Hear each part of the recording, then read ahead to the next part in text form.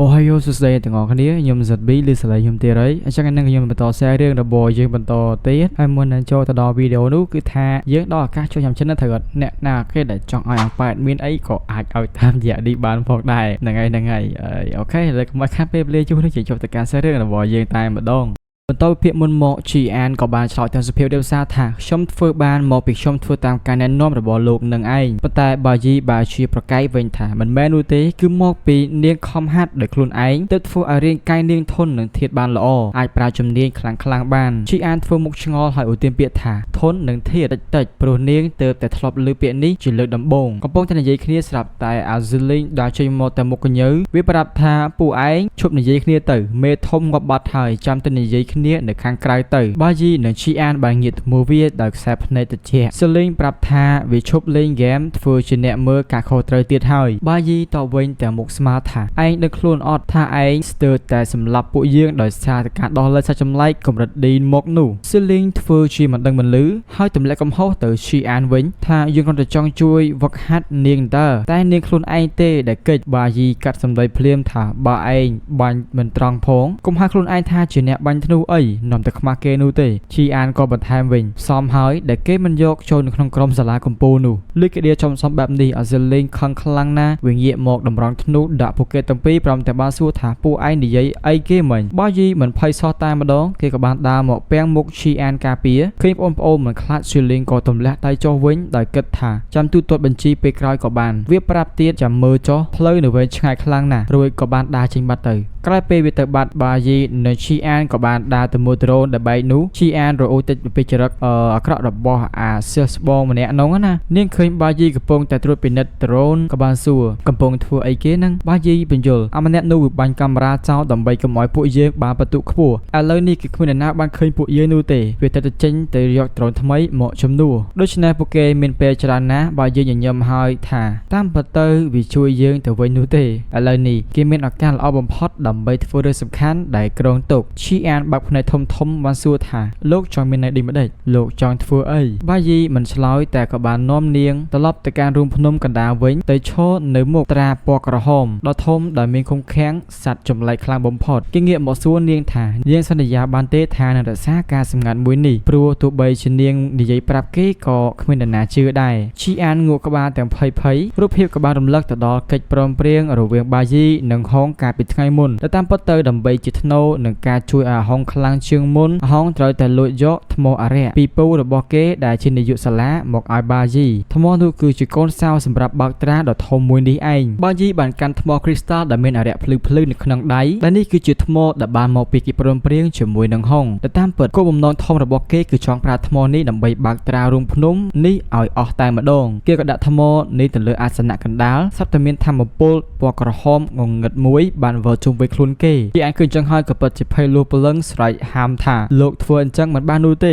នេះគឺជារឿងភ្នំកម្រិតឌីបើបែកត្រាសត្វកម្រិតខ្ពស់នឹងចេញមកទាំងអស់ពួកយើងនឹងងាប់ជាមិនខានបើយីឆ្លើយតែស្ងប់ស្ងាត់វិញកុំភ័យទោះត្រានេះបែកក៏ធម្មពលរបស់ត្រានៅសល់ខ្លះដើម្បីទប់កម្លាំងពួកវាដែរប៉ុន្តែជីអាននៅតែមិនជឿនាងថាទោះបីជាទប់បានខ្លះក៏ពួកយើងមានគ្នាតែពីរនាក់តែប៉ុណ្ណោះមិនអាចទប់ទល់ជាមួយសត្វកម្រិតឌីច្រើនដល់ម្លឹងបានបើយីតបវិញថាមិនបាច់ត្រូវការមនុស្សពីរនាក់អីនោះទេនិយាយចប់ខ្សែដែលពណ៌ក្រហមរបស់គេក៏បញ្ចេញពន្លឺយ៉ាងខ្លាំងជីអានឈរមើលទាំងហាមាត់ព្រោះឃើញរឿងមិនគួរឲ្យជឿបាយីដែលឈរនៅចំពោះមុខនាងលែងកាន់ដាវជាអ្នកចម្បាំងទៀតហើយតែបែរជាកាន់ដបងវេទមន្តហើយមានធម្មពលវេទមន្តហុំព័ទ្ធខ្លួនដូចជាគ្រូធ្មប់ទៅវិញជីអានបាប់ភ្នែកធំសួរទាំងឆ្ងល់ថាម៉េចក៏លោកខ្លាចជាគ្រូធ្មប់អញ្ចឹងបាយីប្រាប់នាងឲ្យថយទៅកន្លែងសុវត្ថិភាពជាបន្ទាន់ភ្លាមនោះច្រវាក់វេទមន្តដែលចងសัตว์ក៏បានដាច់ខ្ទេចឬសូរដូចផ្ទុះសត្វតោភ្លើង3ក្បាលបានរត់ចេញមកហើយស្ទុះមករកពួកគេទាំងពីរជីអានស្រែកឲ្យប្រយ័ត្នហើយលើកដៃបំរុងការពារគេ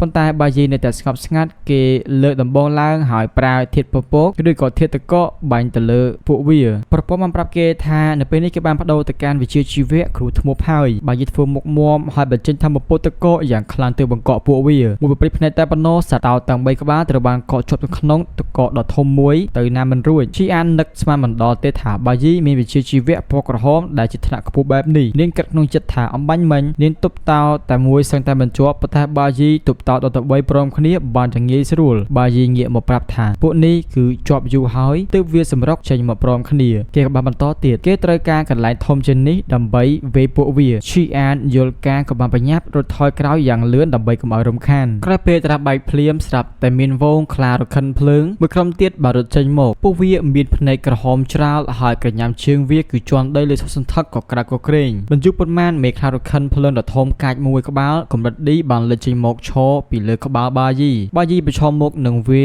ដោយមិនភ័យខ្លាចគេវាតម្លៃស្ថានភាពភ្លាមថាទោះបីជាពួកវាជាសត្វកម្រិតឌីមែនតែដោយសារតែជាប់នៅក្នុងត្រាយូរពេកកម្លាំងពួកវាសតតែពាក់កណ្ដាលទេក្នុងនាមជាគ្រូធ្មប់បាយីបានប្រាជំនាញបង្កើតតកដែលយកសំណាមនៅក្នុងខ្យល់មកធ្វើជាតកដើម្បីឃាត់ពួកវាគេគិតថាជំហានដំបូងត្រូវតែទប់វាឲ្យជាប់សិនចាប់តែពេលនោះស្រមោលដ៏ធំរបស់សត្វចម្លែកបានបាំងចិត្តខ្លួនគេបាយីដឹងខ្លួនថានៅពេលនេះត្រូវបដូរក្បាច់ហើយប្រព័ន្ធកលូតសាដែលប្រាប់ថាគេបានបដូរវិជ្ជាជីវៈទៅជាអ្នកចម្បាំងនុយក្លេអ៊ែរវិញដើម្បីត្រៀមវាយបកពេលខ្លះជាអ្នកចម្បាំងភ្លាមបាយីបានកិច្ចផុតអំពីការលុតវាយប្រហាររបស់ខ្លារខិនភ្លើងយ៉ាងរហ័សមានពលិបបិទងមួយបានភ្លឺជុំវិញខ្លួនគេពេលតែកិច្ចនោះគេញញឹមឌឺដាក់សត្វចម្លែកនោះថាចង់លួចវាយឆ្មក់យើងអីមិនងាយនោះទេពេលមានមួយក្បាលទៀតស្ទុះមកវាយបាយីក៏បានបោជំនាញពិសេសបាត់ខ្លួននៅក្នុងពលិពណ៌បៃតងធ្វើឲ្យសត្វចម្លែកនោះវាយខ្យល់មួយប្រព្រិចផ្នែកក្រោយមកគេក៏បានលេចខ្លួនមកវិញប៉ុន្តែលើកនេះកាន់ដំបងវេទមន្តក្នុងដៃដែលបដូរទៅជាគ្រូធ្មប់ធីបពកវិញហើយរូបភាពក៏បានបង្ហាញឲ្យឃើញអំពីសត្វមួយក្បាលទៀតត្រូវតក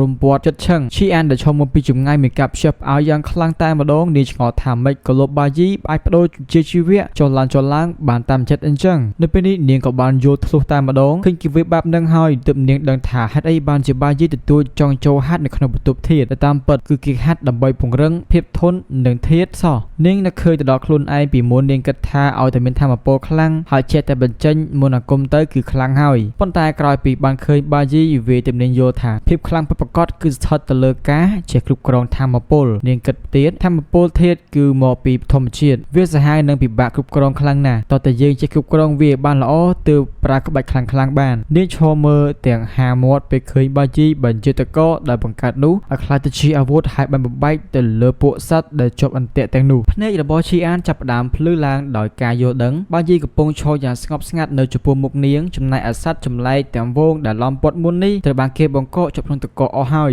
ឈីអានឈរមើលទាំងហាមាត់ទៀតរយមិននឹកស្មានទេថាបាយីអាចប្រើជំនាញបាសតជំនាញដល់ថ្នាក់នឹងសោះនាងអោបមុខចុះបន្តិចហើយក្តាប់ដៃក្នុងចិត្តនាងគិតថាបាយីដើរលឿនជាងពួកនាងឆ្ងាយណាស់ប៉ុន្តែភ្លាមលុះមុខស្រពោនរបស់នាងក៏ប្រែជាញញឹមឡើងវិញដោយលួចសរសើរក្នុងចិត្តថាម៉េចក៏គាត់លយយ៉ាងនេះស្រាប់តែដីចាប់ផ្ដើមរង្គើខ្លាំងឡើងដូចជាមានយក្សដើរពីក្នុងរណ្ដៅរូងភ្នំងងឹតមានសត្វចម្លែកដ៏ធំមួយបានបង្ហាញខ្លួននេះហើយគឺជាមេធំប្រចាំរូងភ្នំនេះគឺស្ដេចម៉ាម៉ុតថ្មឬក៏ Stone Mammoth កម្រិតឌីដែលមានភ្នែកពណ៌ក្រហមច្រាលនិងមានរស្មីឬក៏ចំហាយពណ៌ខ្មៅគួរឲ្យខ្លាចប្រព័ន្ធបានបង្ហាញថាកម្លាំងរបស់វាកំពុងតែថយចុះខ្លះដោយសារតែវាជាប់នៅក្នុងត្រានៅឡើយក្នុងពេលដែលសត្វដទៃទៀតកំពុងតែភ័យលួចព្រលឹងបាយីដែលឈរសម្លឹងមើលវាដោយភ្នែកភ្លឺថ្លាមិនញញើតអីបន្តិចគិតក្នុងចិត្តថាចេញមកហើយតើស្មានតែមិនចេញមិញអាម៉ាមុតនោះក៏បានក្រហមយ៉ាងខ្លាំងហើយស្ទុះមករកគេដោយលុតរំលងពួកសត្វដែលកកជាប់ទាំងអស់នោះឃើញអញ្ចឹងបាយីក៏បដូរវិជ្ជាជីវៈភ្លាមមានពលិពណ៌បៃតងមួយបានភ្លឺជុំវិញខ្លួនគេ